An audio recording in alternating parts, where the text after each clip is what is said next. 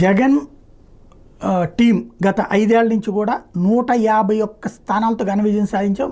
Telugu Desam party 23కి పడిపోయిందంటే దాని బతికేంటో అర్థం చేసుకోండి, ఇక దానికి భవిష్యత్తు లేదు అని వాదిస్తూ వచ్చింది.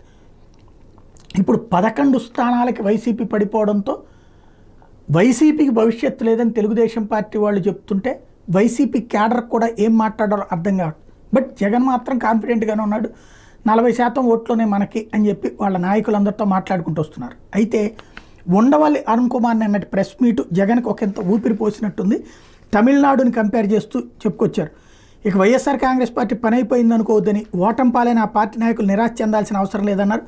11 స్థానాలు వచ్చిన ఆ పార్టీ ఓట్ల శాతం బాగుందని, వాళ్ళకి మళ్ళీ మంచి రోజులు రావచ్చని ఉండవల్లి చెప్పారు. గతంలో ఓటమి చెందిన చంద్రబాబు ప్రస్తుత గెలిపే దీనికి నిదర్శనం అన్నారు.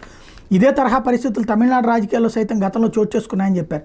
తమిళనాడులో 1989లో ఎంజీ రామచంద్రన్ మరణానంతరం జరిగిన ఎన్నికల్లో